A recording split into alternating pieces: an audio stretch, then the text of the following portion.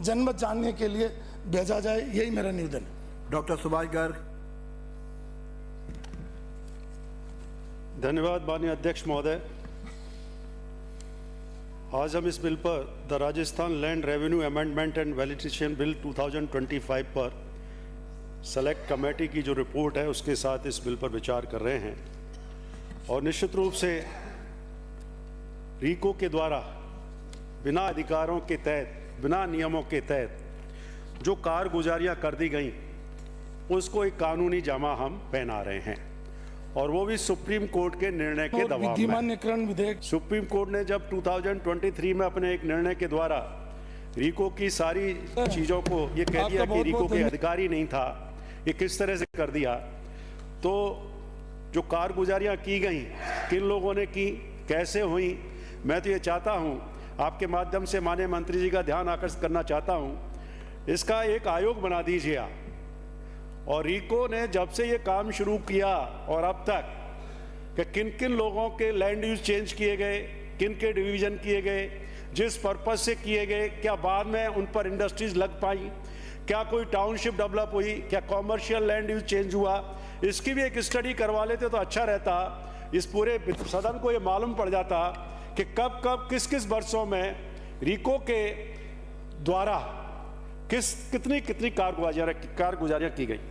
मैं इसमें ये कहना चाहूँगा कि जो 79 की बात की गई है, और मैं माननीय मंत्री जी से केवल यही जानना चाहूँगा कि इसका रिट्रोस्पेक्टिव इफेक्ट तो ठीक है, आप कर रहे हैं, करेंगे, लेकिन इसका क्या प्रोस्पेक्टिव इफेक्ट भी है क्या, इसको स्पष्ट कर दें। क्योंकि इसमें जो सेक्शन 3 में जो दिया है वो ये है कि not with standing anything contain in any other law for the time being in force, the Rajasthan State Industrial Development and Investment Corporation shall exercise all the powers in relation to industrial area belonging to it in respect of the development of industrial area, preparation and amendment of layout plan, subdivision and merger of plots of land, disposal of land, specification, change of land use. ये सबसे important जो चीज है, change of land use. सबसे ज्यादा कारगुजारियां इसमें होती हैं। आप जानते हैं कि राजस्थान में 6-7 माननीय अध्यक्ष महोदय, बीकानेर हुआ, उदयपुर हुआ, जयपुर हुआ, रेवाड़ी हुआ, या अजमेर हुआ, कोटा हुआ, ये ऐसे शहर हैं और सबसे ज्यादा यहीं खेल होता है।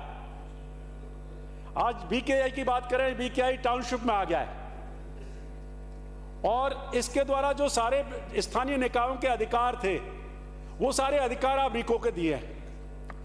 और वो लैंड यूज का अधिकार देना, माननीय अध्यक्ष महोदय, मैं समझता हूं इसके पीछे मकसद क्या था, क्या है, इस पर भी प्रकाश डालेंगे मंत्री जी। क्योंकि वो लैंड आप एक स्टडी करवा लीजिए, फिर मैं कह रहा हूं मत करवाइए, आयोग मत बैठाइए, एक स्टडीज करवा लीजिए कि कितने लैंड यूज किए गए और उसके बाद वहां उन प्लॉट्स का क्या हुआ, क्या वास्तव में इंडस्ट्रीज लग पाई।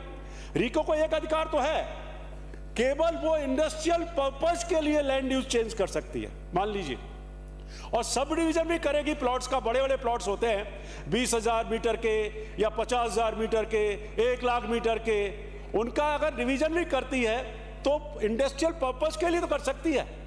इसमें कहीं ये खेला नहीं हो या हुआ हो कि उसका पर्पस जो लैंड यूज करके और अन्यथा जो उद्देश्य रहता है वो तो नहीं है, इस बात को भी सुनिश्चित कर लें। और एक सबसे बड़ी बात जो हो रही है कि जो कई बार क्या होता है, रीको की फंक्शन हम जानते हैं, स्टेट गवर्नमेंट को तो मालूम ही नहीं पड़ता है। आप लिख तो रहे नीचे, आप एक नीचे लाइन तो लिख रहे हैं कि in the manners prescribed by the state government, लेकिन रीको के बोर्ड ऑफ डायरेक्टर्स, एमडी या सीएमडी जो भी हैं, आप जानते हैं, कल भी मैंने क्वेश्चन उठाया था और आज भी मैंने मंत्री जी से कहा था, उद्योग मंत्री जी से, वो बोले कि भाई मंत्री जी में दम होनी चाहिए, कोई दिक्कत नहीं है। भाई हर मंत्री आपकी तरह पावरफुल नहीं हो सकता। मैंने कहा कि भाई मंत्री रीको का चेयरमैन क्यों नहीं हो सकता, जब बीडा का चेयरमैन है, उद्योग मंत्री बीडा का चेयरमैन है। मैं अगेन माननीय अध्यक्ष महोदय, आपके माध्यम से मैं ध्यान सरकार का लेना चाहता हूं, ध्यान लाना चाहता हूं कि क्या कारण है इन प्राधिकरण या कॉरपोरेशंस और इनके, जब राजस्थान हाउसिंग बोर्ड का चेयरमैन मंत्री हो सकता है, जेडीए का चेयरमैन मंत्री हो सकता है, तो भाई उद्योग मंत्री रीको का चेयरमैन क्यों नहीं हो सकता? तो माननीय मंत्री जी से आग्रह करना चाहूंगा आपके माध्यम से कि एक संशोधन लेके आए और जितने भी कॉरपोरेशंस हैं, जितनी भी कंपनियां हैं या जितने भी प्राधिकरण हैं, उनमें विधायिका का रोल दीजिए और मंत्री जी का रोल दीजिए। मैं आपको इसलिए कहना चाह रहा हूं कि कॉन्स्टिट्यूशन में बाबा साहब अम्बेडकर ने जो व्यवस्थाएं की थी कि विधायिका को एग्जीक्यूटिव पर कंट्रोल करने के लिए विधायिका को बनाया था, तो इन्होंने दूसरा रास्ता निकाला कॉरपोरेशंस का, कंपनीज का, चाहे डिस्कॉम को ले लीजिए चाहे दूसरी कंपनी को ले लीजिए, कि वहां मंत्री का हस्तक्षेप सरकार का कम से कम हो जाए, इसलिए किया है। नहीं तो क्या बता दीजिए आप, डिस्कॉम बना ऊर्जा सेक्टर की बता दीजिए आप, नहीं सुधरी।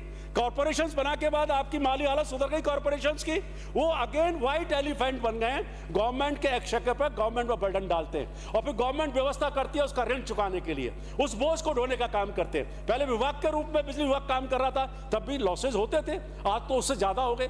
तो मेरा जो सबमिशन है माननीय अध्यक्ष महोदय कि इस बात को सोचे कि इसका एक तो प्रोस्पेक्टिव इफेक्ट नहीं हो, नहीं तो अन्यथा एक बहुत बड़ा गलत काम ये विधायिका करने जा रही है कि रीको को प्रोस्पेक्टिव हिसाब से उन चीजों पर जो रेवेन्यू डिपार्टमेंट की लैंड थी उसको लैंड यूज चेंज करने का अधिकार या और कुछ देने का अधिकार जो दिया जा रहा है वो सही नहीं है, अच्छा नहीं है। और इसके अलावा आप देखिए जितने भी इंडस्ट्रियल एरिया हैं, कभी रीको ने देखा है उन इंडस्ट्रियल एरिया की क्या हालत है?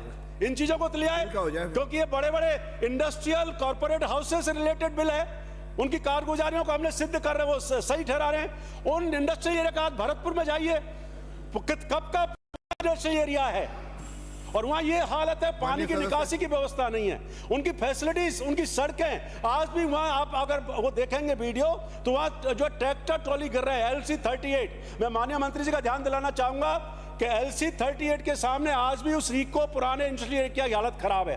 वो तो धन्यवाद देना चाहूंगा मुख्यमंत्री जी को कि उन्होंने जो है अभी 18-20 करोड़ रुपए स्वीकृत कर दिया, वो सड़क ठीक करने आ रही है, लेकिन रीको ने उस सड़क को ठीक नहीं किया। इसको भी देखना चाहिए। ऐसे बहुत सारे मुद्दे हैं, तो मैं चाहूंगा इस पर ध्यान दिया जाए और माननीय मंत्री जी भी इस पर बात करें। धन्यवाद। माननीय अध्यक्ष महोदय, एक पॉइंट ऑफ इंफॉर्मेशन है, कांग्रेस